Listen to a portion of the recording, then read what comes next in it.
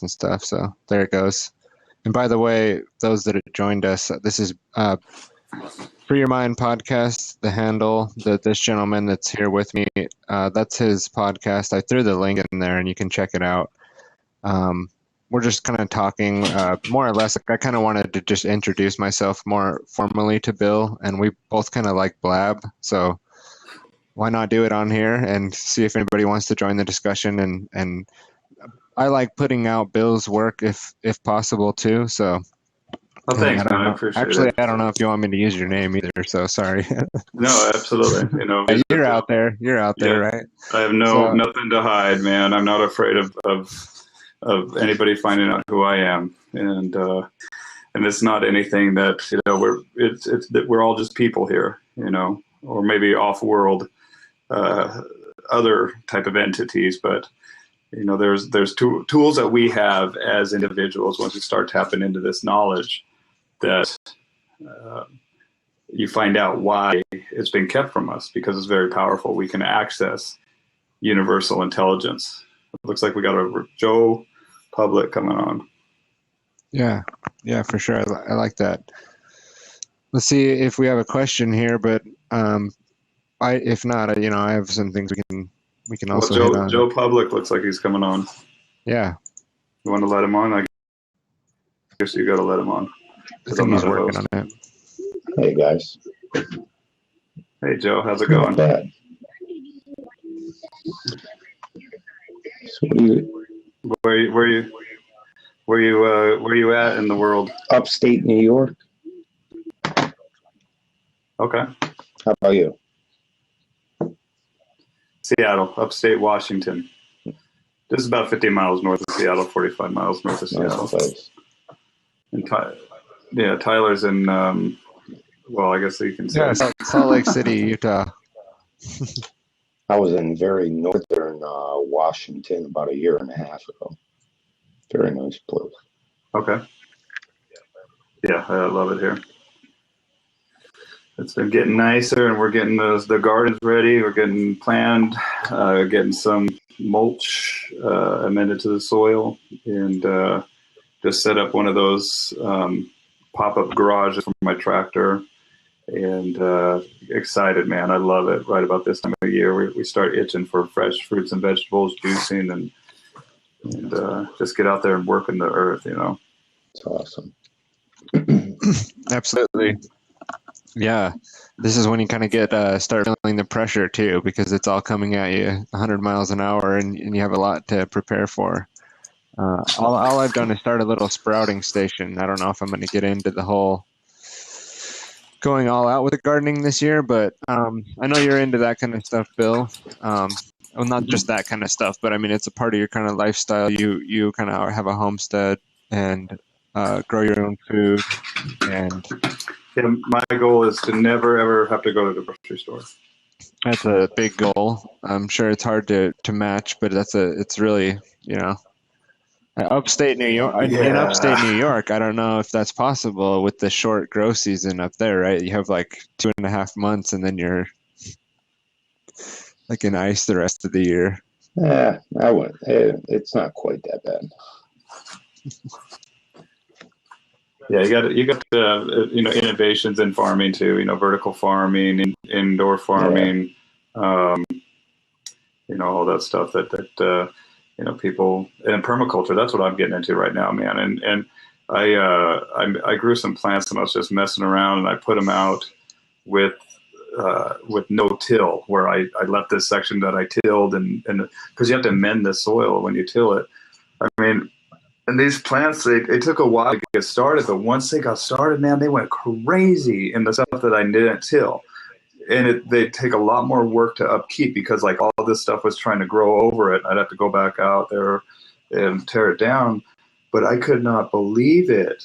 And, you know, just like with anything, you know, as above, so below, we see that there's a little community of microorganisms and fungus and, you know, mycelium and different roots and insects that affect this, that I think that we don't even have any clue just by bringing their life energy and living there and working and tilling,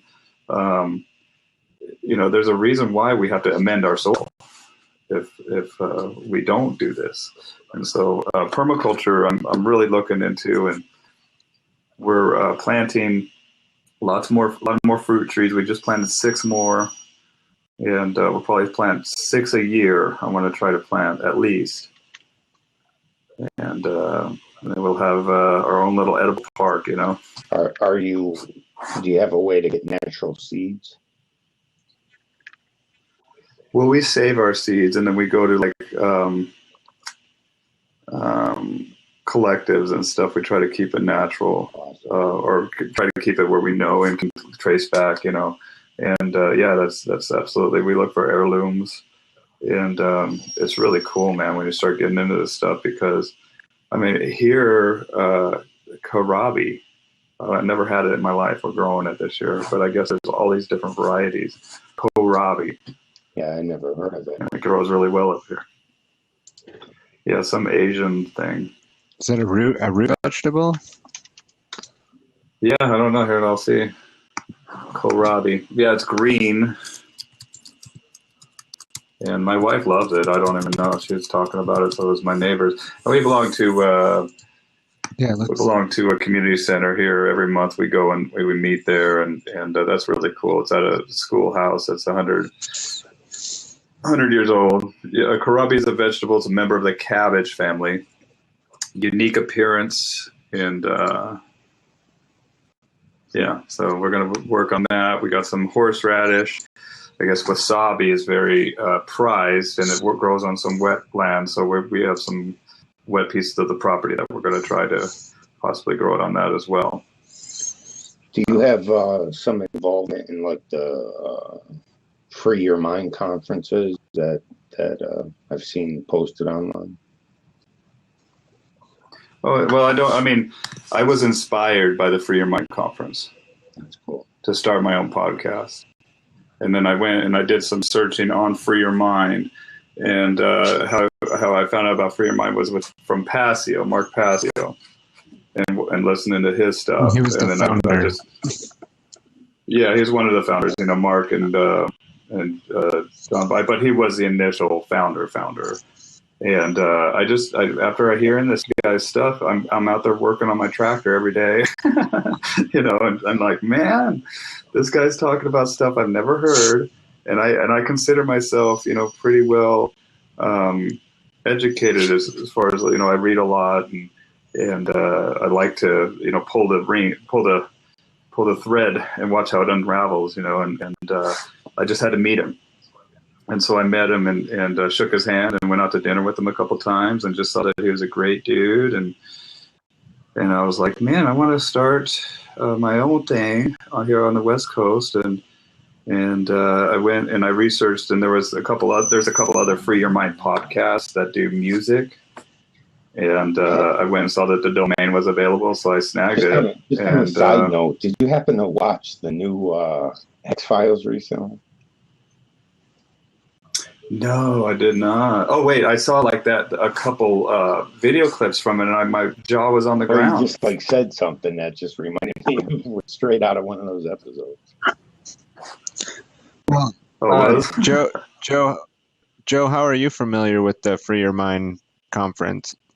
I've just watched some of them online, and that whole arena for me is something that I've been involved in the last. Involved as in, actively seeking out the information for the last probably 15 years in that neighborhood. Hey, Christian Hillbilly. Pretty much, it's something that the events of 9/11 really started that journey, honestly, and opened the door as led me down the rabbit hole, as they say. Yeah. Well, same thing with me, man. I remember sitting there. I was sitting there bartending in Seattle, and I closed the bar the night before, and I passed out on the couch. And then my roommate comes walking out, and it's like 7 o'clock in the morning here, because it's we're a few hours behind, and I'm like, what the heck are you doing, man? And he just goes and shuts on, or he's on the phone, and he's like, we're under attack, dude. And he goes and turns on the TV. And I'm like, what? And just kind of groggy. And then we were able to see the second plane hit. And I was just like, what the heck, And then when those towers came down, I knew something was up immediately, because something does turn into powder and free fall speed. And then the other one went. And then when I saw Building 7 go down, I knew that something was fishy here. And then I went to, what's that? I was going to say, I wish I was not so naive at the time, that it really took me a while before, I started to understand what was going on. But initially, that's what woke me up to actually really look into what was going on, and then really started getting really deep involved, spending quite a few hours a day looking when we started talking about invading Iraq. And it was pretty much just, nonstop since then. Yeah, I had some friends. I have a friend right now that's in the Army, and I have a lot of friends that went to Iraq and Afghanistan, and it's just nuts, man, how the people are played with their emotions. And one of my friends actually came back from Iraq. Was like, dude, I became a murderer for a lie. Yeah. And I was like, wow, man. I was like, well, at least you know that, dude, and you need to come to grips with that. And I'm so sorry, but that's the thing, is that people, we can unpack anything with compassion, love, understanding, and empathy for one another, and knowledge of science and math and all this physics. It makes it kind of impossible. And so we rely also on these architects and engineers for 9/11 truth, just to get another investigation. Yeah, what's unfortunate now, you have supposedly officials that will outright try to distort science and claim it to be something that it's not. And yet when somebody challenges that, they throw out, they're a conspiracy theorist, whack job. That's what I was just going to say, is it's almost unbelievable. Oh, sorry to cut you off, but it's almost unbelievable the amount of deception that's out there. And so it relates to what you just said, but then also to the example of your friend Bill in the military coming back and just almost like, sounds like he kind of had like a realization or like a flash of like, oh my God, and the fact that you can get people to go into other lands and, murder people basically, and then you see these videos, if you ever seen some of these videos of these guys going over there and like laughing and kind of like getting off on just kind of like picking people off on the streets. I mean, how much deception did that individual have to go through in order to get to that point, And then you see that half of the veterans that come back, according to some of the statistics out there, it's like half of them are suiciding, are killing themselves. Because I think that all catches up eventually. It does. I don't know if it's like your intuition comes through, or somebody mentioned something to you, or you kind of come to realize 9/11, and then it all unfolds like it does for a lot of people, kind of like how it does sounds like for us. It's like there's something that'll open your mind. Billy, I don't know. I mean, it sounds like you kind of were aware of some things before 9/11 to be able to spot it like that, Yeah, well, I tell people, like, I was born on the birth date of November 22nd, the anniversary of John F. Kennedy's assassination, 1976, wow. Which is the bicentennial of our country. And I don't know, I've just always had an interest in not really conspiracy, but just really getting to the bottom of things and noticing gaps with stories or information, and then being interested in this gap. Why the heck isn't this gap here? and because it doesn't connect, I got to stop right here because this gap is here. You guys are moving along here, but I'm back here at this gap. I can't move forward because this gap is inconclusive. And that's where people, I get so frustrated is that people don't know how to critically think, and they've been programmed to take declarative sentences after 16,000 hours of schooling, not to question it, to take declarative sentences as fact. And then if you do question it, then you are called a name and attacked. And that doesn't really bother me. I just kind of laugh at people when they call me names. I'm like, okay, yeah, that's funny. It's funny. You think I'm an asshole. I was going to just say a lot of what you just got into, but that is how it is. And like Tyler said, I think of how much deception they had to do to get people to do this. Well, what goes on now has been just a repetitive thing throughout history.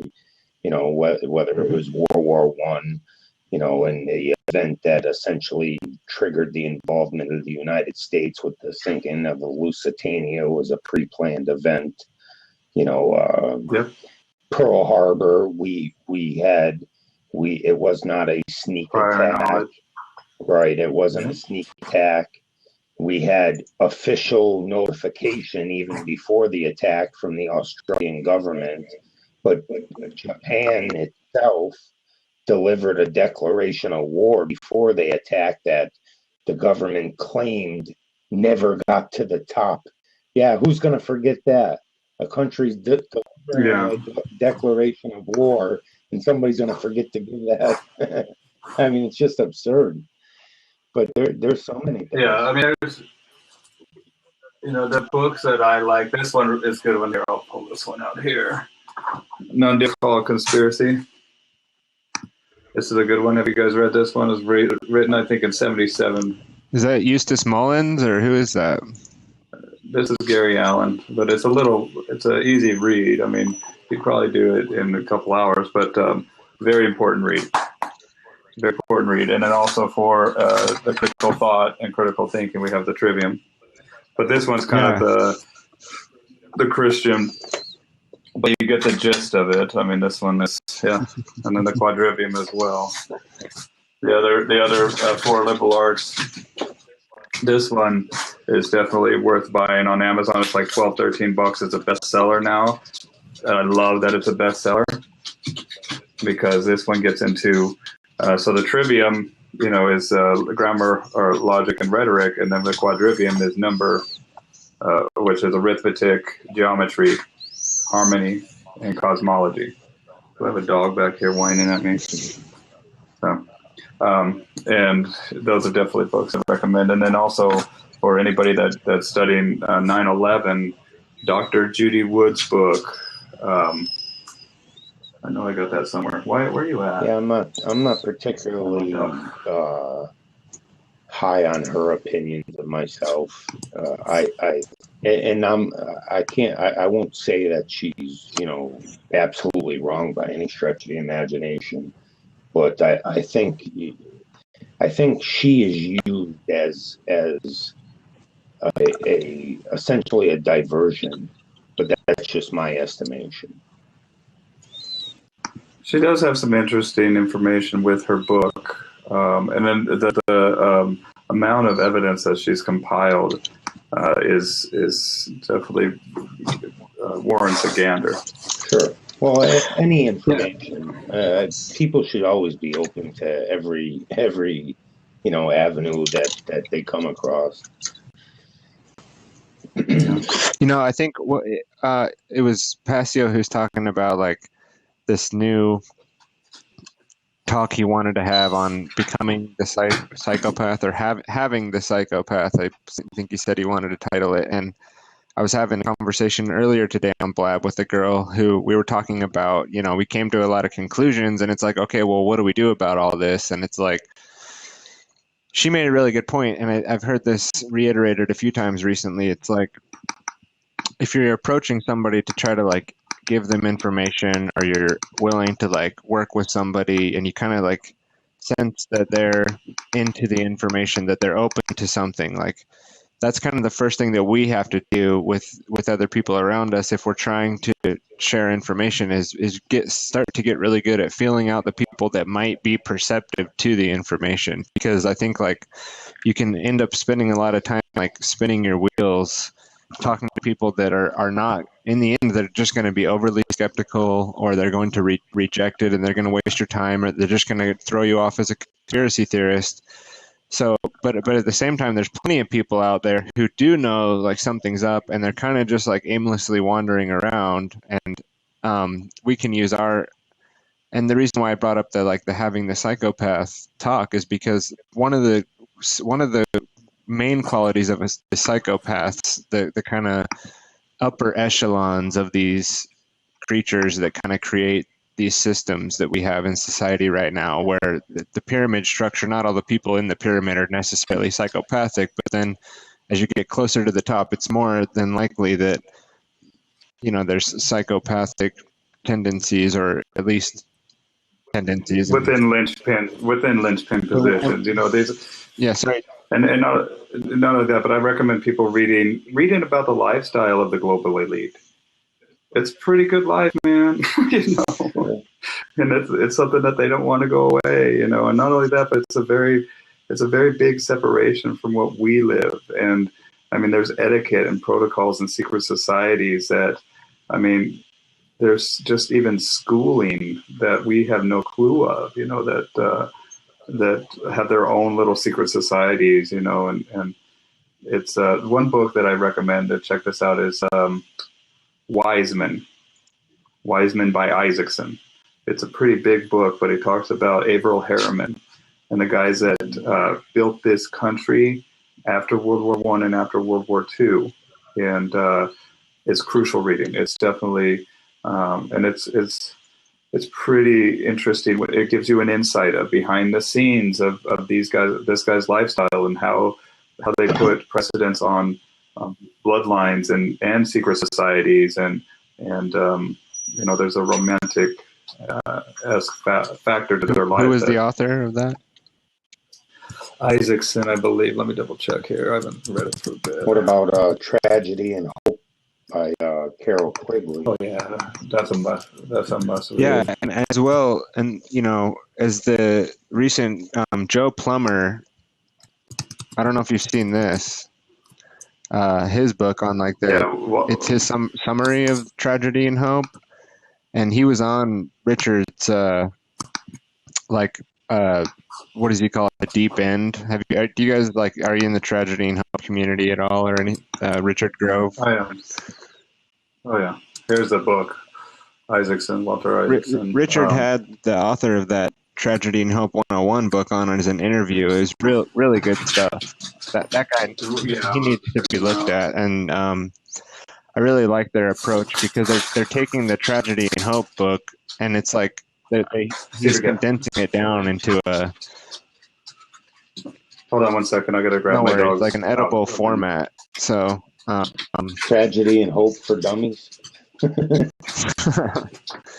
Yeah, I haven't read it yet, but What about have you ever come across the really old book Morals and Dogma? Pike? Yeah. I haven't read that one either.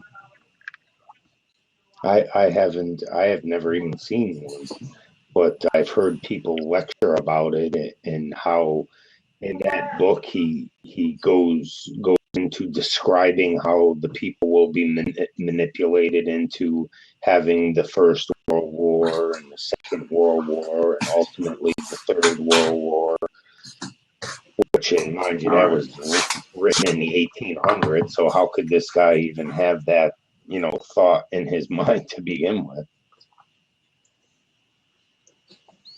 Yeah, that's on my list for sure. Morals and Dogma. What is that? Albert Pike, Morals and Dogma. No, I haven't read that one yet. I definitely want to get into that. Sure, one. it'll be. I went into. I did. Who is it? Can't even think of his name right now. Constitution guy.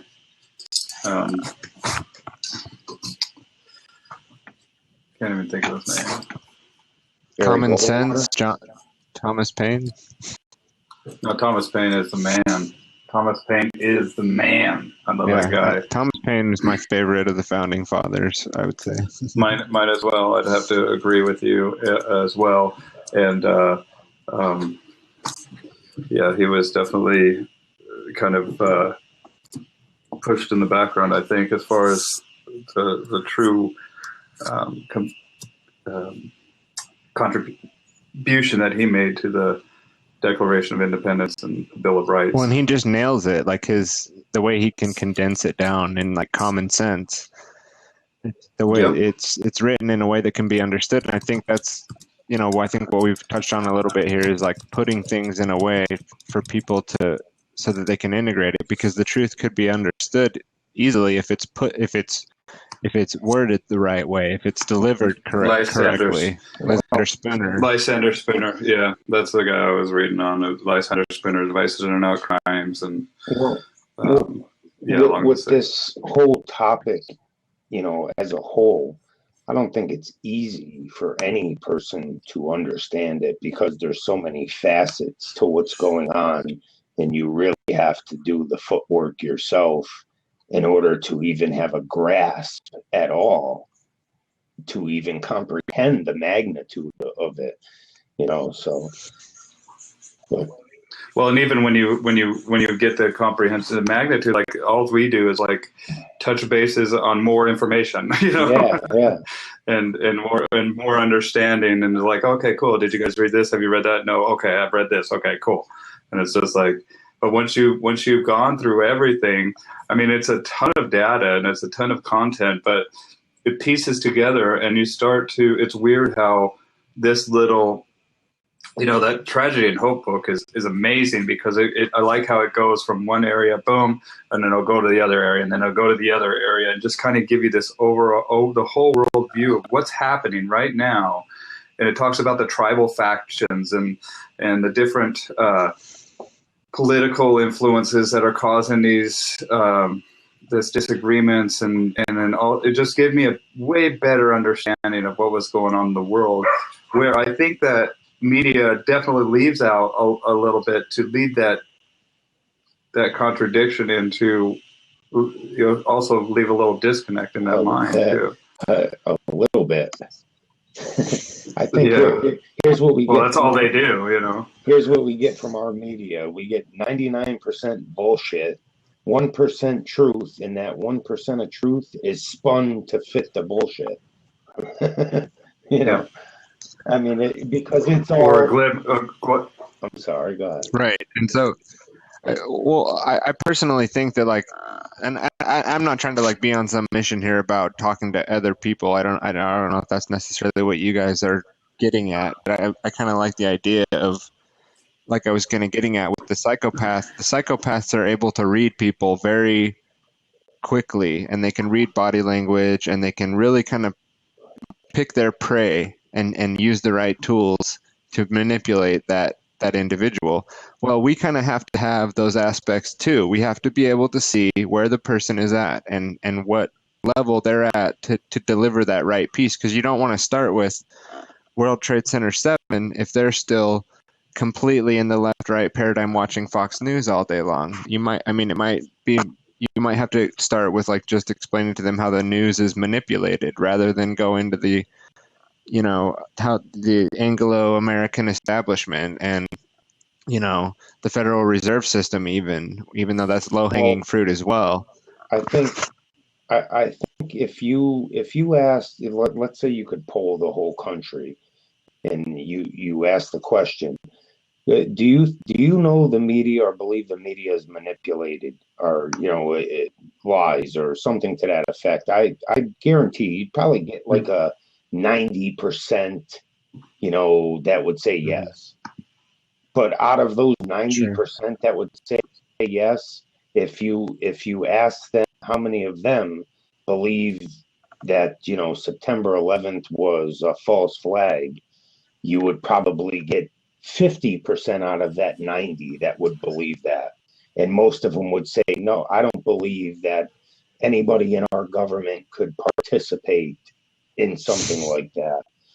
and you know, it's hard, and what we're dealing with versus, you know, as you were putting it from the other opposing side, the people that want to, you know, manipulate and spin uh, the information to us, is we are daily, every day for decades now. This is nothing new.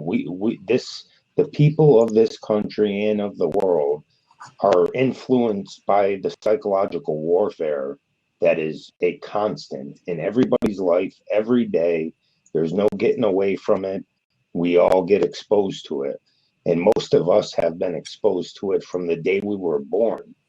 You know, and that's hard. Like me, when I first came to the realization about What's up, Jose? What's up, Mr. Green? what's that? Sorry, didn't mean to interrupt you. Well, when I was saying, hey. When I first came to the like realization of, you know, what happened, at least in the sense of knowing that there was involvement in our government of 9/11, and I know it wasn't the whole government, but you know, the involvement of some people in our government. The information that I had accumulated before that was more than enough to come to that realization, way more than enough. But it probably took me a solid year before I could mentally, in my mind, say that was what was that is the facts. Well, Because see, I think you're hitting on a major psychological issue there of people admitting the fact that they know that the media is lying to them, but then when they're confronted with the question of, well, do you think that the mainstream story of 9/11 is true or not? Oh, no, that's true. Yeah. You know, we know they're lying to us, but oh no, I don't want to face that big of a lie. So that's more of a psychological issue. It's like that's definitely more of the problem. That's exactly what I was referencing, though, because exactly. You're hitting it. There is an active psychological warfare program that's perpetrated against all of us. You know, and it's not just in like the political media or the regular media. It's in television shows. It's in movies. You know, I mean, it's just constant. Even the video games have a purpose in this area. You know, and that's why, you know, most of the kids out there nowadays, they're playing Call of Duty or something like that. You know, it's like desensitizing. Full spectrum dominance. Yeah. And Colonel Michael Aquino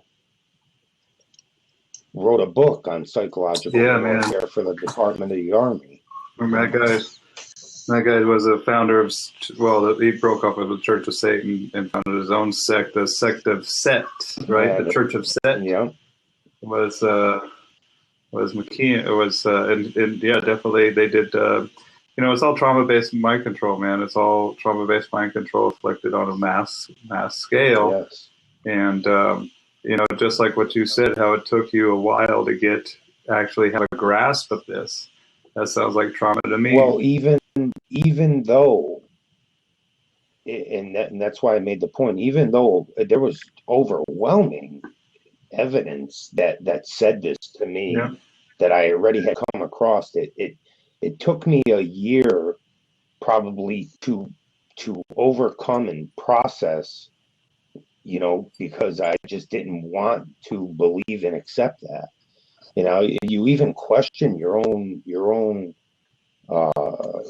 well, because it's natural for us to mirror, you know, and if you're a good person, you're going to think that everybody's a good person. Just like if you're a swindler, you're going to think that everybody's a swindler. And so when you are confronted with the fact that we exist with people that actually love this shit, it takes a while to recognize that, because we're not capable of that, because it's not something that we would like. In fact, it's something that would eat us up. And that's why you see, you know, suicide rates, you know, jump to the level that they jump to, because you can't just sweep this shit under the rug, you know. Even, you know, when I was speaking with Fritz Springmeier, and he was telling me that they do hypnotic codes that, he's great. I got all of his stuff.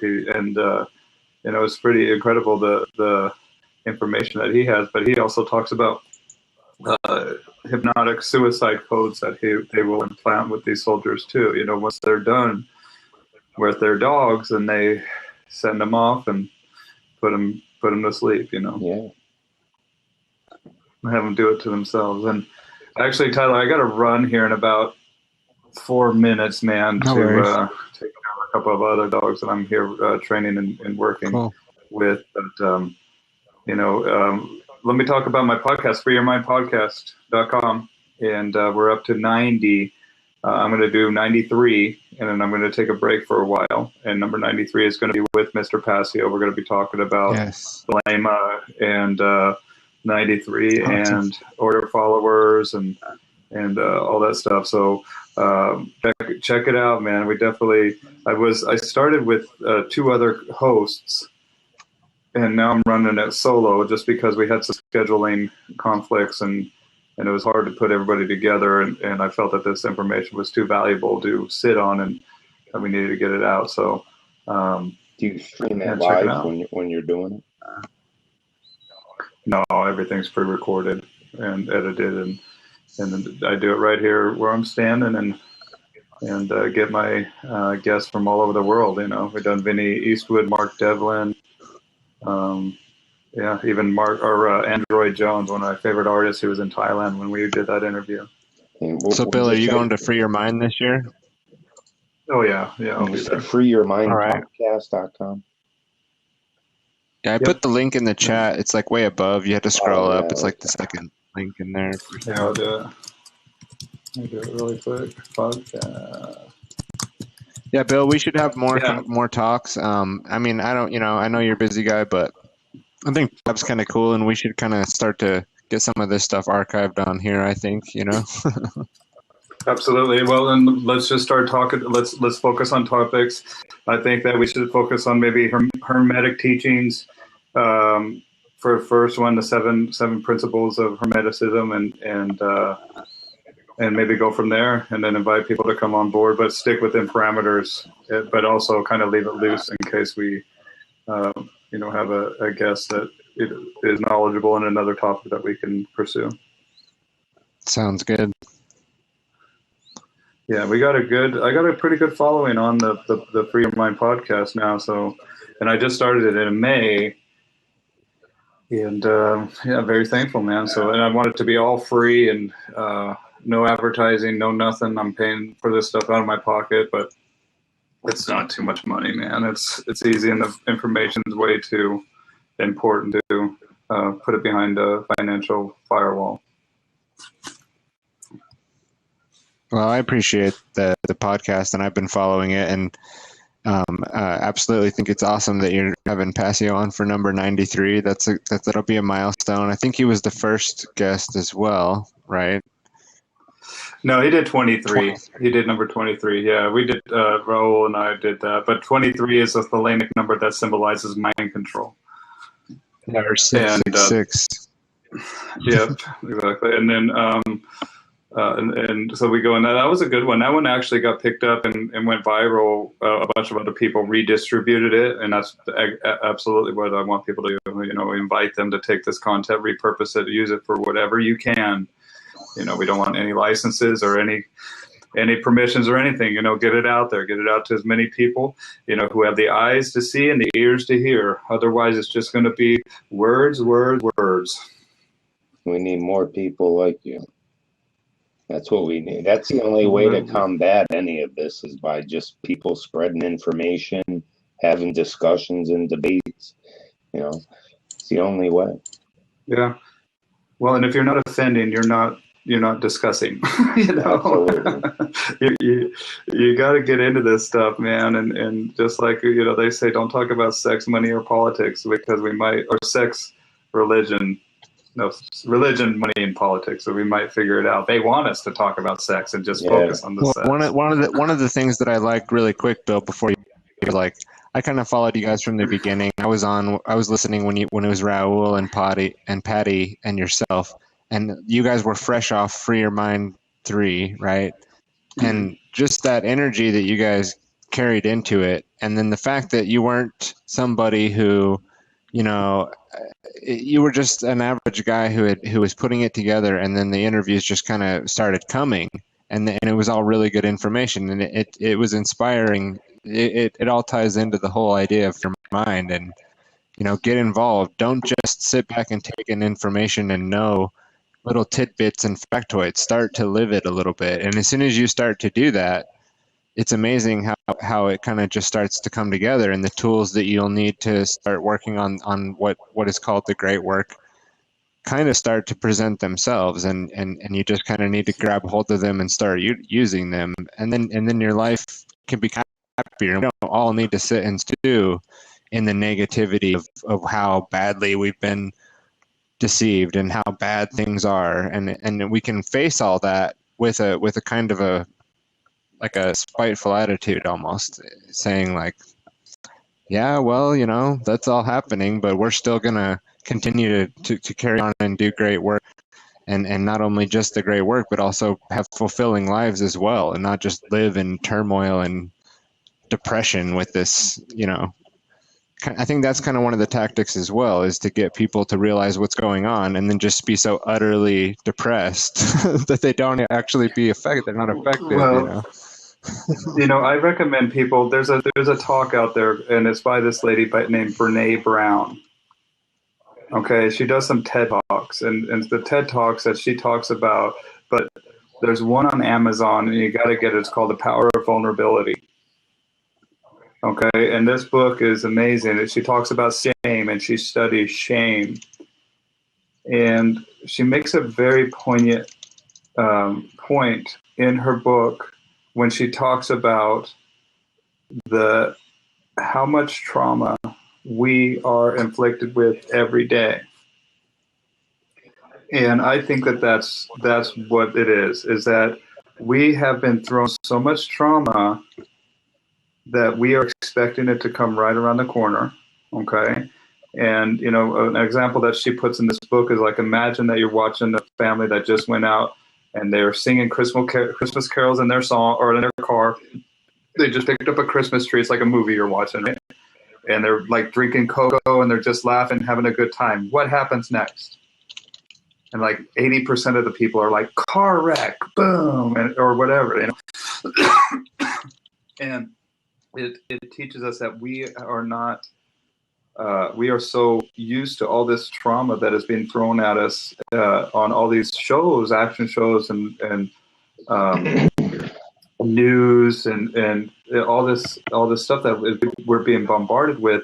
And even the book Inner Skiing, and there's another book called Inner Tennis that talks about the power of the mind and how the mind doesn't know if that information that is being presented to it is real or if it's a simulation. In the mind, inside that mind, it's real. And so when you're being bombarded with all this trauma, it's going to have an effect on your psyche. Well, and it's going to have your effect on not just your psyche, but your ability to get to the other point that we need to be as a collective society, that we can actually contemplate, that we're not afraid, that we can really unpack some of these big issues without reactionary modality, where we can reason. And then I'm going to sign off on this one quote that I absolutely love, and I don't mean to cut you off here. It's who is it? Have you guys ever heard the School Sucks podcast? Oh yeah. Yeah, Brett Vonnet. So I think this is it. He has the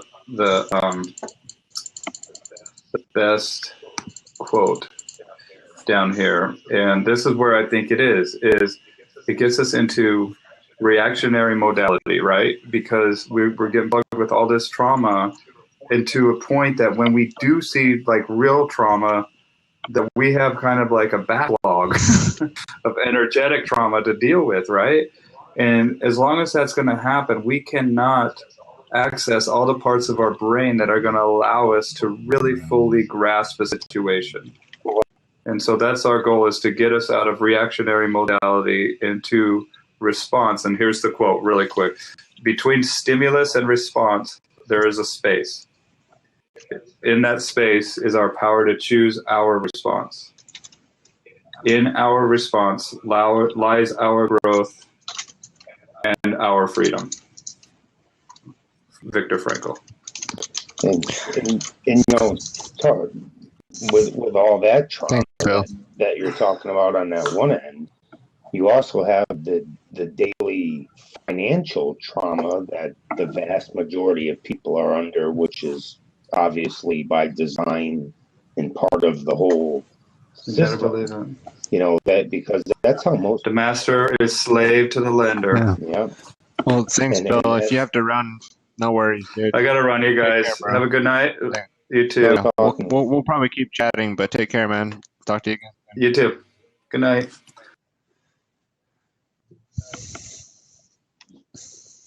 Yeah, go ahead, though, with what you were saying.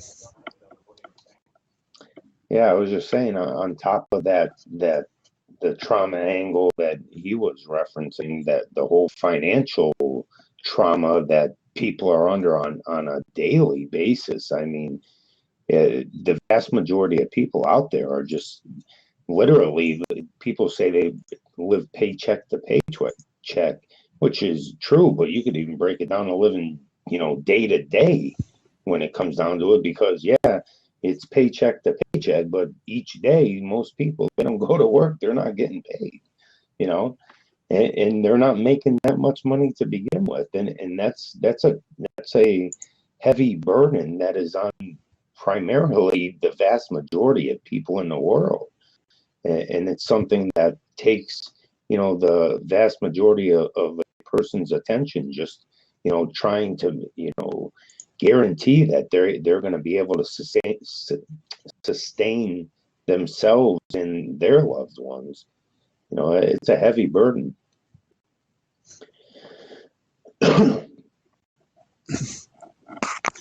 Yeah, absolutely. I mean, and so if you're kept in, like we're saying, which is all the additional trauma, plus like what you're saying, that financial trauma and just kind of the jerkiness of the economy, and then the fact that just kind of the unknown. If you're kept in that lower brain, in that reptilian complex or the R complex of the brain, fight or flight modality, then it's very difficult for you to get into the higher forms of consciousness and use logic and reason, versus what the lower consciousness, you know, reptilian conscious, just is concerned with basic survivalism and basic instincts, and only concerned with the very basic needs being met. And so yeah, you can keep people in that lower form of consciousness, and by doing that, keep them controlled, obviously, because if they're not able to use higher forms of consciousness and logic and reasoning, then they're easily manipulated, and that's the whole agenda. So yeah, it also includes all the entertainment and all the political stuff and the political media and the corporate media and all the different venues and the different things that you can use as a distraction for this as well, to kind of have immediate gratification, because you are traumatized and you are in psychological need, so you're not psychologically strong, and so all that's being played on as well. Absolutely. Yeah, so I mean, I think that we call that Stockholm syndrome at a certain point, when you realize that there's the trauma and you realize that you're powerless to do anything about it, and so the mind almost creates kind of a buffer, and it could either you can either get kind of like a split and have the consciousness split, or you can start to develop like a Stockholm syndrome, like being in the victim role and just kind of saying, well, I'm the victim, so I'll associate with this role. And I think that's kind of what we see on the large scale. We see humanity going ahead and just taking the position that they've been led into, and just taking the victim role, and it's kind of almost just seeing that as the way things are. And then when you try to describe a lot of this stuff to some people, it's almost just like, well, what are you talking about? Where are you coming from? Mm-hmm. Because they don't want to see things outside of that victim mentality. Like the trauma is status quo. Absolutely. You know, it's like I've been in so many debates with people. I engage in many different political, you know, conversations online and have for many years now. Just the basic question of what is money, and people today, or some of them, I won't generalize all, but some people today have no basic understanding of what money is, which is a deliberate, you know, confusion that has been done deliberately. And just in that self adds to not being able to understand, you know, the our monetary system, how it works, and that, in my estimation, the monetary system itself is what ultimately leads to all the other problems, because that the control of the monetary system pretty much gives you control of everything. Yeah, and I see what you mean. I mean, I think if you asked people what money was, they would give you an answer, but it's not. I think what you mean is like they really don't understand like the origin of it, or why it's in existence, and why we're using the current economic system that we're using. And like it's like almost like a fish in water. Like it's like they're not going to question the water that they're in because it's just the water. Like, you know, Yeah.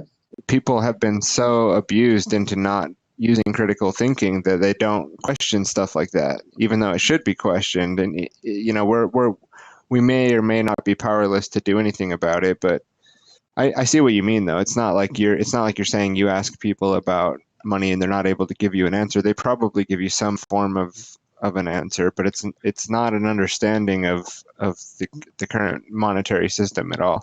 Right. You know, like, you know, Yeah, and then basic. Yeah, go ahead. I think how I pose it to people, a lot of times I'll say, what is the or would you call our currency money? And I'll ask that to generally get into the matter if there's something economic being talked about, and most people will of course say yes, because it acts in all phases as, you know, true money would. But yet our currency, it has no association other than it acts in the same role as money. You know, there, because when you break down that the basic definition of money, it's ultimately something of raw material value. You know, and it could be numerous things, but you know, people don't get that, and they don't see, even when yeah, it's broke down, why. Well, so what's the difference? The currency we have buys all the things we need, but they don't understand that the value that paper money is assigned can be instantly, you know, taken. You know, and that's why it's so dangerous. Right. I mean, it's they don't see the. I mean, this is the book that they need to read, right? Yeah, the creature from The Jekyll Creature from Island. Jekyll Island. You know, it's not like you and I are making this stuff up. It's just the fact of the matter, you know. And that's a lot of the time when I'm talking to people. It's like they're looking at me like I'm the one with the problem, you know. Yes, Like, yeah, well, you know, what's your problem? This is the way things are. And it's like, well, no, I'm not the one with the problem. I'm discussing the problem with you. And it just so happens that, you know, it's this psychological illness that we can see in the you know. And I hate to keep going back to that, but I'm kind of getting to that point where I don't necessarily think it's about just giving somebody this book, because I've tried that with a lot of even close people to in my life, you know, just explaining the basics. And it's not the facts that matter. It's something within that person that needs to shift. It's a certain amount of care that has to occur within that person to kind of be like, I'm not going to be duped anymore. And if there's stuff that needs to be understood, then I'll take the responsibility to try to understand that. Not to say that I'm going to understand everything fully, but that's all I think that we've done is just try to take some responsibility for the information that's already out there. It's already been released. It's already out there for you to do your own investigation with. And just like a lot of people don't want to start down that path, but I don't need to keep comparing to the masses. I tend to do that, though. I tend to get frustrated because we're talking about this stuff like it's night and day, but this is not a normal conversation, that's Right. typically had with your average individual on the street. And so, yeah, but your point about the currency and the monetary system and the manipulation that occurs there is absolutely key. And those questions are good. I like how you say you ask people, their definition of currency or what they think that it is, and the different answers that you get back. That kind of gives you a pulse. So you start to get a pulse of where people are at, and I do that kind of stuff just to start to be able to work on my approach anyway, so that I'm not just spinning my wheels with people. And you do kind of start to hone a skill at breaking things down very simply for people to understand without having to go into some big, huge conspiracy, Well, something I used to do, not to interrupt you, but something I used to do when Yahoo Chat was around, which I believe in my experience online was probably the freest chat forum that there was. And I believe they deliberately shut that down because it was such a free forum. And it's much better than any of these sites now. I mean, it was so free, so open. So many people could be actively involved in a conversation. But I would go in the U.S. staterooms, all the U.S. staterooms on Yahoo, and I would post at particular times. One of the things I would post was when Ron Paul, back some years ago, had the audit the Fed bill going, and I'd post that in the room. Or at other times, I'd post 9/11 Truth in the room, architects and engineers for 9/11 Truth, or something to that effect. And I would do that, one, just to get that small, just to have people take that in and maybe stir something. But there would always be, and this is primarily why I did it, there would always be people, in large numbers of people, that would say something sarcastic and mocking about those subjects, and that would open the door for me to jump in and start a discussion with it, even though even though these people don't want to engage in it, but they open the door, and that's what I was looking for. And when, if you come with that mindset beforehand, you can prepare yourself for how to approach it, which, I never tried to speak off the cuff, and I would always be prepared in what I was going to say, and I had, it's amazing. I've had people, like, cause this was in voice chat as well, Yahoo. And I had people just yell and scream at me. I mean, like, viciously on voice. And I've heard every name in the book, but it's actually, I was surprised when a few of those people actually later on found me and actually thanked me for opening up their eyes, and that was really, that's the whole intent, is just to try to get one person, if nothing else, because the only way to combat anything that's going on is we need to inform each other, and it's only going to be one person at a time.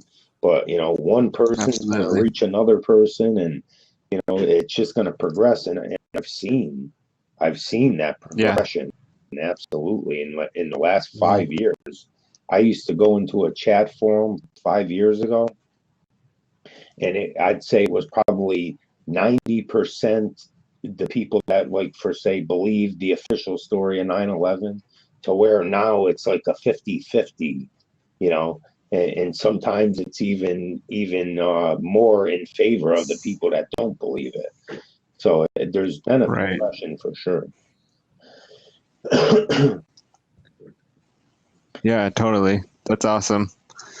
Yeah, and I think that that's a good way to go about it too. You know, because you're gonna hone your skills. Not to say that you're gonna go around waking people up on the internet or something like that. I mean, it's possible, and you can plant seeds for Yes. sure. But I think what you're saying though, as well, is like you'll get some feedback, Yes. and you kind of see like what you get a pulse for where people are at, but then you're also able to kind of hone your own skills for when you do get a, because I get an opportunity sometimes with people where they're asking me the right questions, and you know, some in the past, if I was more skilled, there would have been opportunities for me there to really kind of like lead somebody along, just like people have done for me, just like people have come along in my life and done for me. And you know, we're all just kind of trying to pay it forward in that way. And sometimes I've been in situations where I know I left a conversation without correctly, you know, presenting what I was trying to say, and the person was there and they were ready, but I wasn't quite there and ready with it, you know. That So actually, even me now doing this on Blab is kind of that, you know, I'm kind of doing that now, you know. right before I came in here was actually a good example of that. Of, you know, I was having a conversation with this guy who's you know, bought into the whole uh, I what I refer to as the post World War II thinking of the economic system, and you know, just the system as a whole. But he's certainly open, and you know, he's somebody who wants to think and you know, understand. And we were on 9/11 and getting into, you know, the controlled demolition aspect and whatnot. And then he asked the question, well, how did they get people to clear out certain areas of the towers to plant explosives? And I said, the regardless of what type of explosives or how it was done, like the impact points of the buildings were occupied by particular firms. And off the top of my head, I couldn't recall what those particular firms were. So, in which I wish I could have, because Yeah. the people that were involved with those firms are extremely relevant. And so I ultimately said, I don't want to speak off the top of my head, but if you look into it, you know, you will see the relevance of the people that were involved. You know, but I wish at that point, like, you know, I do have paperwork. I have a lot of notebooks where I've wrote things down, and God knows how many just random pieces of paper I end up, you know, writing something down and Right. end up putting away. But you know, it's one of those situations where I just wish I had something handy, but I wasn't expecting that particular conversation at the time. But he was certainly open to it. Yeah, totally. And I think it's cool that even just to kind of get on here and do it on Blab, just because it's a good platform, and me and Bill are talking about getting on here more. Just to kind of like not necessarily, yeah, not to like label a talk like 9/11 truth, but like, you know, the free your mind talk. And then if people are interested, they can join and have a conversation. And it's a good way to kind of just, well, that's you know, really that title of this room was the only reason I came in this room. You know, it really was. yeah, well, it's Bill and me. We wanted to get on here, and his podcast is Free Your Mind. I have a website and a podcast, but I haven't done nearly as much work as I'd like to have done on it. But it's still a baby, and it's still a new project. And that and this is kind of like also just like a therapy as well, because of, you know, like you were saying earlier. I mean, just like the whole like overwhelming feeling that you get when you have to kind of submerge yourself into the information because you do care enough to know, and it's just the fact that there's certain things that are very hard to deal with. But it's nice to come on and have a chat with somebody else who can relate, understand where you're coming from. And so that's another thing, that just to have, that going on here, because the lab is great so far, but it's also, I think that there could be a lot more meaningful conversations than the ones that I see mainly occurring. Oh yeah, that's pretty much on any chat forum that I know of. And just to even have a political conversation of any kind is a difficult feat. Give me one sec, Joe. Okay. Hey, actually, Joe, I gotta get going, but I got company now, actually, so I better go. But I'm following you now, so go ahead and follow me and follow Bill, and we'll hook up later. I'm pretty sure I did. When there's a check buyer thing here, that means I'm following you. Yeah. All right, I did. And it was cool talking to you, man. Yeah, you too. Take care, man. You too. See you later. Bye.